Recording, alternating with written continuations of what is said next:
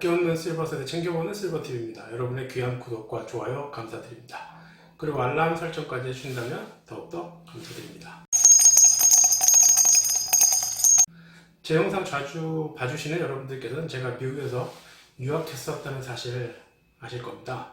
다 아시는 것이니까 잘할 것도 아니어서 그냥 편하게 말씀드리겠습니다. 미국에서 15년 정도 살면서 여러가지 신경 써야 했지만 그 중에서 첫 번째나 두 번째쯤으로 꼭 지켜야 되는 것이 아프면 안 된다는 것이었습니다. 특히 병원에 갈 정도로 아프면 안 된다는 것이었죠.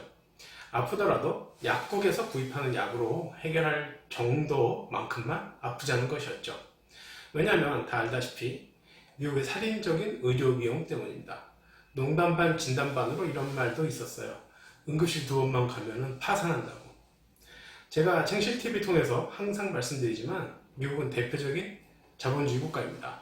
자본주의 기본 원칙인 이윤의 축은 바로 시장에서 이루어지죠. 단순히 물건을 사는 마트의 개념에 더해서 의료 서비스 같은 것들, 그리고 사회복지 서비스 같은 것들도 시장에서 해결하는 시스템입니다. 철저히 공급과 수요의 원칙에 따라서 시장 가격이 정해지고 서비스 구입에 대한 모든 결정을 해야 하는 소비자는 본인이 지불할 수 있는 능력만큼 원하는 것을 구입하는 메커니즘이죠. 미국이라는 사회는 개인의 자유가 최대한 보장되고 또 효율성을 최우선으로 여기는 체제입니다. 다 좋죠. 개인의 자유를 최대한 보장한다는 것. 하지만 여러분, 우리 모두 너무나 잘 알고 있죠. 개인의 자유가 최대한 보장된다는 사실의 전제 조건은 우리 모두가 고르게 평등해야 한다는 것이죠. 빈익빈 부익부가 심화된 사회에서 개인의 자유가 최대한 보장된다면 어떤 일이 일어나겠습니까, 여러분? 가진 자가 더욱더 자신의 배를 불리려는 현상이 나타납니다. 가진 자는 가진 자대로, 또 그렇지 않은 사람은 그렇지 않은 사람대로 개인의 자유를 최대한 추구하는 결과겠죠. 따라서 우리 사회를 구성하는 어느 요소들은 보다 덜 가진 사람들을 보호하기 위해서 자유보다는 평등을 부득이하게 추구할 수밖에 없습니다. 이를테면 사회복지 서비스 같은 것들이 바로 그런 것이죠. 그렇기 때문에 미국은 사회복지적 관점에서는 선진국이라기보다는 후진국이라는 평가를 받습니다. 더군다나 의료제도는 세계적으로 최악이라는 성적표를 받아들고 있죠. 코로나 사태로 인해서 미국 의료제도와 우리나라 의료제도가 곧잘 비교되는 기사들이 넘쳐납니다. 유튜브 14F 채널에서 실질적이고 유익한 내용을 담은 영상이 있어서 그것을 참고해서 양국의 의료비 비교를 좀 해봤습니다. 현재 한국에서 코로나 바이러스 진단 및 치료에 드는 비용은 해운대 백병원에 19일 동안 입원했던 환자의 경우 970여만 원. 그러나 실제 환자의 실제적인 부담금은 0원이었습니다. 전액 국가 부담이었던 것이죠. 물론 국가 의료보험의 혜택을 받은 것입니다. 하지만 의료보험 및 보건의료 시스템이 민영화되어 있는 미국의 경우는 진단비용 110만 원, 그리고 치료비까지 더하면 약 4,280만 원 정도가 청구된다고 합니다.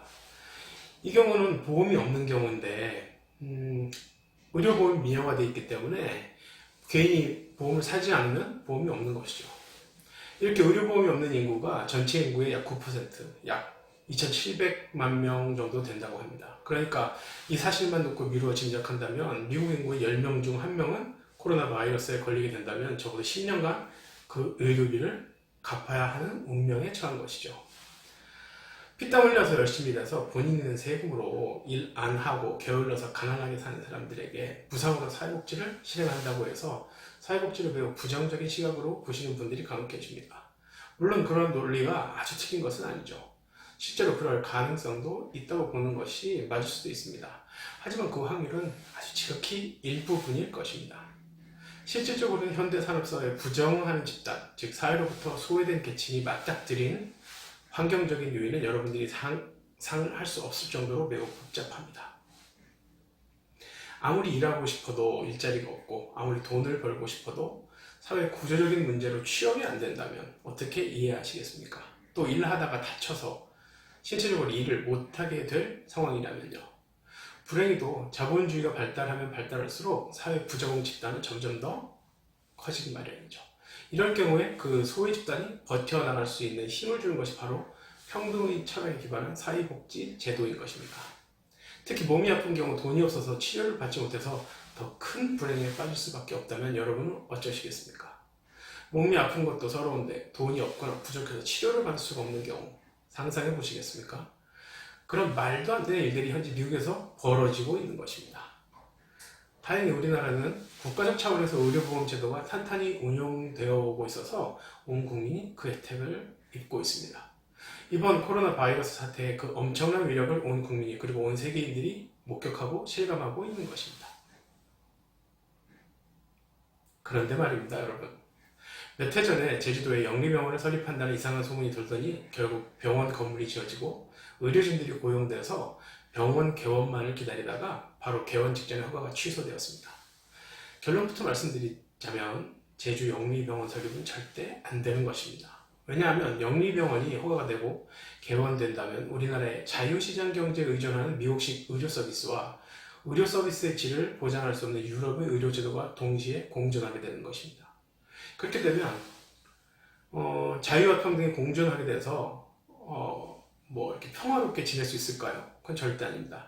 왜냐하면 상위 몇 퍼센트 부자들은 보다 좋은 서비스를 받기 위해서 돈을 들고 의료진들을 찾을 것이고 당연히 의료 서비스 제공자들은 대부분 돈을 쫓아갈 수밖에 없습니다. 의료보험회사 역시 마찬가지입니다. 있는 자들을 위한 보험 서비스만을 준비할 수밖에 없는 것이죠. 그렇다면 가지지 못한 대부분의 국민들은요.